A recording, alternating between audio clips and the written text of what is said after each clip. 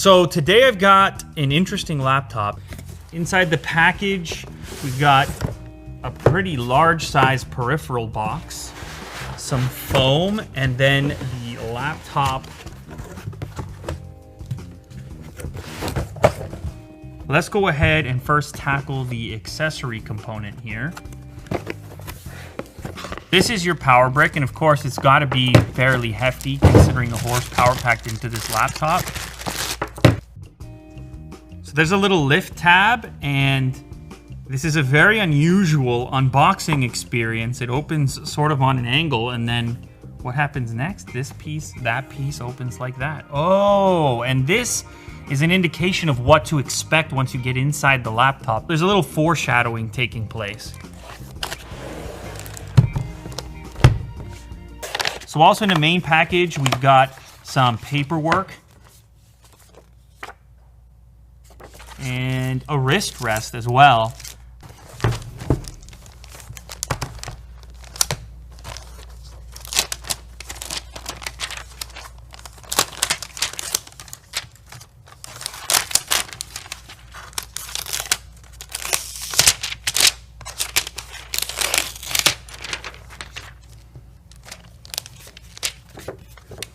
So it's cool to the touch. This is some sort of a aluminum, maybe an alloy, or possibly a magnesium type of material. But it is cool to the touch, and you can see a couple of different grills for heat to escape on the bottom there as well. And if you look at the back side here, you can see some heat grills as well.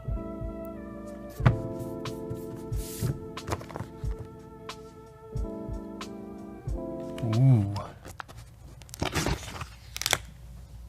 Obviously, the standout feature here, it happens pretty immediately. You notice it. I mean, this is not your typical laptop.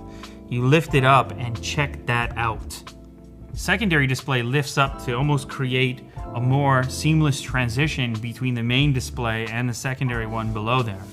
Here we have our power input as well as a microphone input for a headset or external microphone. There's also an audio output. On the other side, we have two USB-A ports, and then of course there's also that Thunderbolt port, which is also capable of USB Type-C if you're not using a Thunderbolt peripheral. The back of the device features a network port as well as another USB-A and a full-size HDMI out. It's kind of an interesting design idea there to put certain ports at the back that may be connected more permanently, and then put your other I/O on the sides of the device. Look at this display. So this just lit up immediately, and I believe this is just some sort of a graphic for the time being, but it's a very sci-fi look to it, especially when you pair the appearance to the upper display. Something I like here is that both of them have this matte finish, so they're gonna fight reflections. That's probably even more important on the secondary display down here.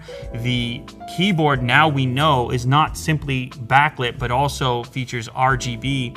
And here you can get a better look as well at that light up number pad, which you can toggle on or off in the top corner there.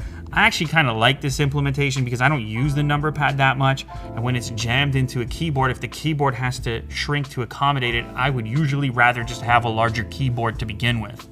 This screen pad, I should mention, is also touch capable. So if I click this little arrow here, certain functions start to pop up to take advantage of the screen pad section. So I believe that this can also just function as a typical display where you can bring different items down into this section, whether it be a browser window or an application. This is the Game First 6 application, and within here I can monitor network smoothness, CPU usage, upload speed, download speed. It comes to life inside of a secondary display where you don't have to constantly have it up. You can quickly glance down and see where your performance is being used and how much leftover CPU you might have. Let's load up a later video and see if we can do a little audio test here. It's tough out here in the content game in 2020.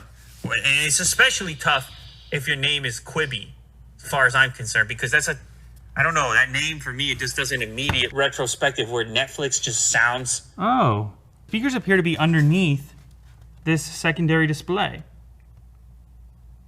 It actually makes for a decent experience because the sound ends up firing where your left and right ear happen to be.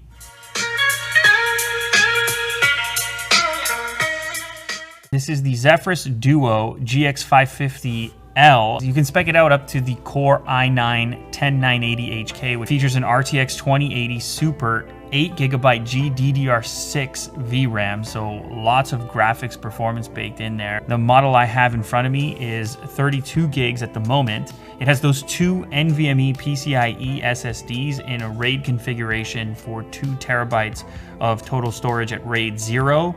This is a 15.6-inch non-glare UHD panel, 3840 by 2160. It's IPS and it features G-Sync. And the secondary display also has a surprising resolution, 3840 by 1100, and that happens to be a touchscreen too. The keyboard is backlit, featuring RGB. It has two 4-watt speakers hidden under that secondary display. And the weight of this device, 2.4 kilograms or 5.29 pounds for a dual display laptop inside of one single package. I could see this being popular for game streamers, gamers, multitaskers, and even guys like Kirk who want to edit videos with a little bit more screen real estate on their lap.